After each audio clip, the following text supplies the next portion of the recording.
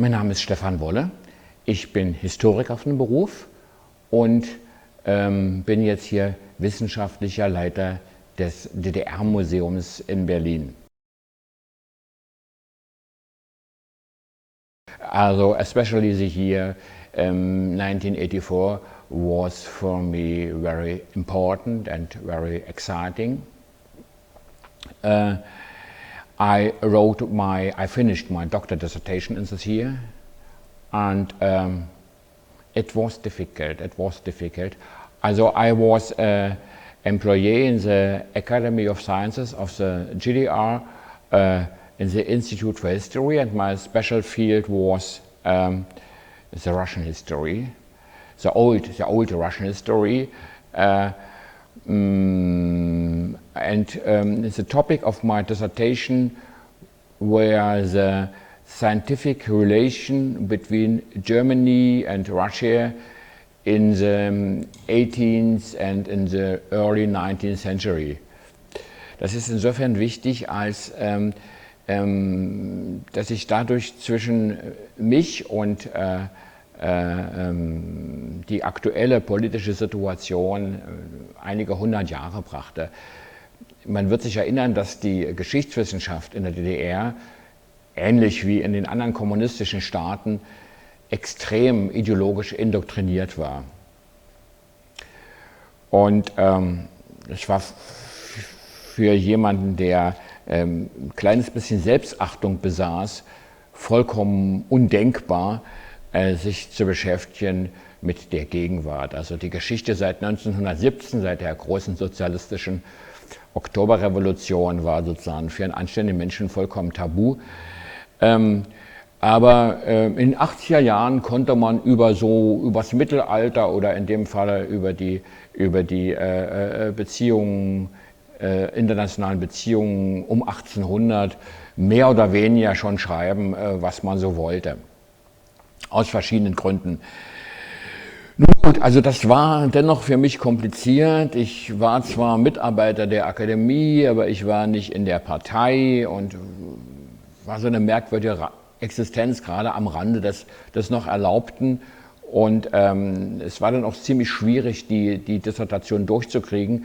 Weniger wegen des Inhalts oder gar des wissenschaftlichen Niveaus, aber es gab dann auch Stimmen im Institut bei der Parteileitung, die überhaupt das hintertreiben wollten, dass ein ideologisch unsicherer Kandidat überhaupt promovieren darf in der DDR. Aber es ging dann eben doch über die Bühne, denn schon 1984 begannen sich die Dinge etwas zu wandeln. Die Perestroika in Russland hatte noch nicht begonnen, aber die DDR-Führung war schon sehr verunsichert in dieser Zeit und auch die Funktionäre der SED waren verunsichert und hatten so den alten Biss, um es mal so auszudrücken, doch verloren.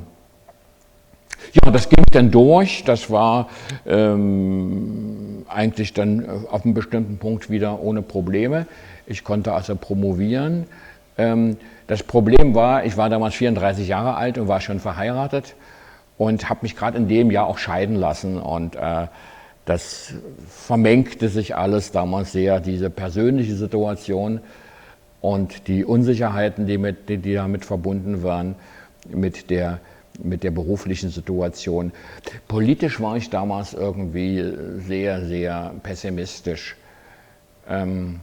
Es war ja 1984 eben auch das Orwell-Jahr. Ich konnte mir damals keine Veränderung in der DDR zum Besseren vorstellen. Ich konnte mir nur vorstellen, dass die Situation immer schlimmer werden würde. Das konnte ich mir gut vorstellen. Aber eine reformierte DDR oder eine Verbesserung, allmähliche Verbesserung der Situation, wie sie ja auch stattgefunden hat, zunächst mal, lag vollkommen außerhalb meines Denkens. Ich habe erwartet, dass es nochmal einen schweren Rückfall geben würde in einer Art Stalinismus oder derartiges. Also, obwohl ich ein sehr optimistischer und lebensfroher Mensch bin, waren meine politischen Zukunftsvorstellungen damals sehr, sehr pessimistisch.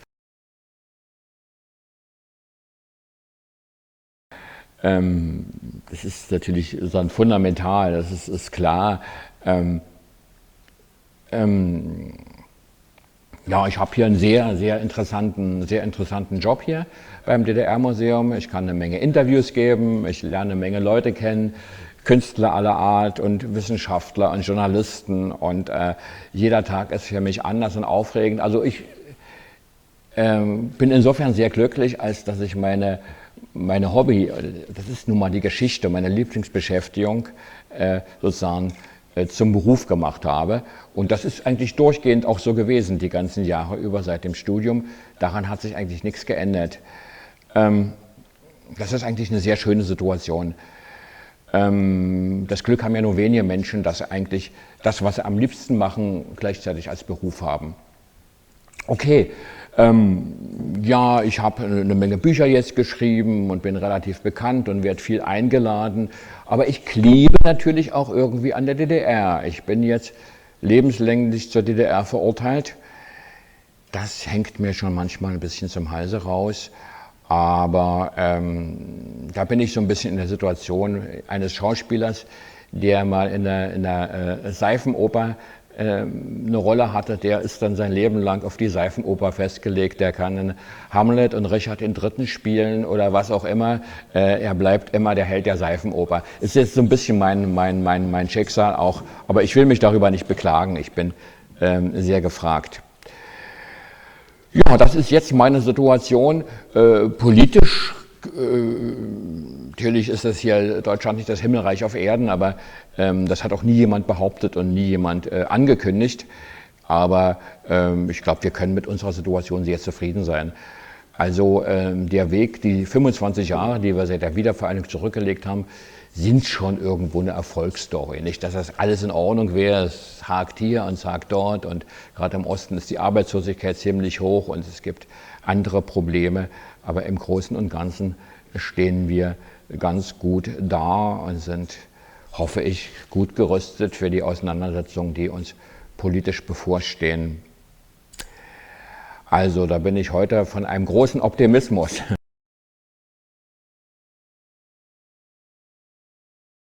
Vielleicht noch mal der Vergleich, der ist schon interessant, zwischen 1984 und 2014. 1984 lebte ich in einem System, gut, in dem ich materiell nichts auszustehen hatte, mir ging es materiell gut und so, aber in einem System, was ich eben doch grundsätzlich abgelehnt habe, in dem ich ganz grundsätzliche Schwierigkeiten habe, in dem ich mich unfrei fühlte, in dem ich mich bedrückt und bedrängt fühlte durch politische Vorgaben, was mir die Möglichkeiten genommen hat, durch die Welt zu reisen. Man fühlte sich ständig belauert, beobachtet, kontrolliert. Das habe ich schon sehr stark empfunden damals und habe auch an die Zukunft dieses Systems nicht geglaubt. Ich sagte ja schon, ich hatte da ganz pessimistische Vorstellungen, ganz pessimistische Prognosen. Und bei aller Kritik heute, muss ja keine staatstragenden Reden halten, bei aller Kritik heute, die richtig und notwendig ist, lebe ich doch in einem Staat, mit dem ich mich grundsätzlich identifiziere, den ich grundsätzlich für richtig und für gut halte, und bin insbesondere auch über die Situation in Deutschland glücklich. Wir leben heute in Deutschland zum ersten Mal in einem Staat, der mit all seinen Nachbarn in Frieden lebt, der gute Beziehungen hat in alle Welt, und der von der großen Mehrheit, also von einer überwältigenden Mehrheit seiner Bürger für gut gehalten wird und für richtig gehalten wird. Hier haben irgendwelche extremen, sei es jetzt links- oder rechtsextremen Parteien, politische Vorstellungen in Deutschland auf absehbare Zeit keine Chance mehr. Davon bin ich also tief überzeugt. Die gibt es zwar, irgendwelche rechtsradikalen Spinner, und es ist traurig genug, aber es sind doch exotische Randerscheinungen. Also das ist neu, das hat es bisher noch nie gegeben, so dass ich wirklich sagen kann, aus voller Überzeugung, ich glaube, dass die jetzige Bundesrepublik, das jetzige Deutschland, was wir jetzt haben, das wiedervereinigte Deutschland, der beste Staat ist, den die Deutschen in ihrer Geschichte hatten. Das ist also meine grundsätzliche Haltung, und dazu kommen natürlich kleinere oder größere persönliche Misshelligkeiten, die ich deswegen nicht kleinreden möchte, aber das ist schon was Neues und das ist eigentlich auch ein sehr schönes und positives und gutes Lebensgefühl. I taught you 30 years ago in 84 I finished my doctor dissertation and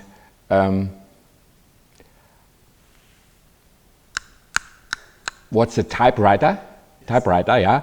And I wrote now maybe 600 pages or so by typewriter. Yes,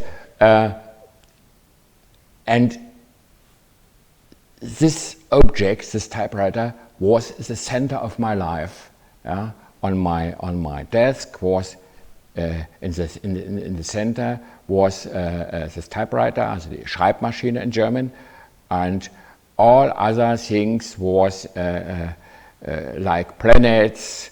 Alle anderen Dinge kreisten so wie kleine Planeten um mein Typewriter. It was the sun in my world. Abgesehen mal von den Kindern und so. Also in meinem beruflichen Leben, in my professional world, was this typewriter the sun. And I was very, very happy in this time to have a good and modern typewriter because this was difficult in the DDR. We had typewriters, of course, and we have also big factories in Germany, in East Germany for typewriters, and but it was difficult to buy in the shop.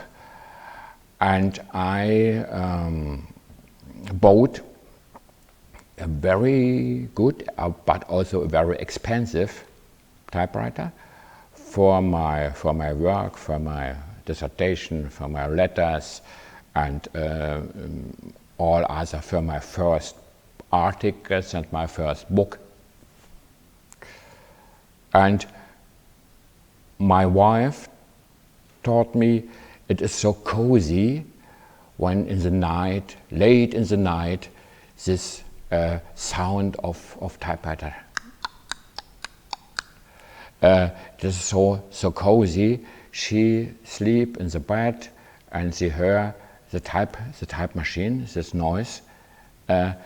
And I remember in my childhood, I was 5 years old, a little bit older. My mother wrote the doctor dissertation of my father in the night. And it was for me this noise from dieses Geräusch, dieses Tippgeräusch ist für mich so eine wichtige Kindheitserinnerung. It's a memorial of my childhood, yes, and also the smell, ja, der Geruch von Moment, der Geruch vom Klebstoff, weil heute ist klar, you have a tape for delayed und ist alle. And in this test you have with a scissor and klebte das Papier so zusammen und das war dieser schöne Geruch von dem Klebstoff. Das sind so Kindheitserinnerungen und das sind jetzt für mich auch die Erinnerungen an diese Zeit. Und die Schreibmaschine war ja an dem Tag, an dem ich meinen ersten Computer kaufte, das ist wohl gewesen, vielleicht 91, in 1991 or 1992, I bought my first computer, and since this day came all the type machines in the chamber, yeah, and later in the trash. Yeah. Yeah. Das ist, for example, das ist ein Paradigmenwechsel sozusagen in meinem Leben, der Übergang von einer Schreibmaschine zum Computer. ein positiver Übergang, denn der Computer befreit einen auch stilistisch, wenn man schreibt. Ich ändere immer sehr viel an meinen Texten und schiebe einen Block von da nach da und 4 nach da und lösche und streiche und schreibe neu und rüber. Und meiner Art zu schreiben kommt der Computer sehr entgegen. Ja, das ist ein großer Fortschritt gewesen. It was a big progress, the computer. And it's also good for the Handgelenke. Nach jedem Buch und nach jedem längeren Artikel taten immer die Handgelenke so weh früher. Die Stasi hatte eine Sammlung. By the Stasi was a collection with types of the typewriters, yeah, but no for all men.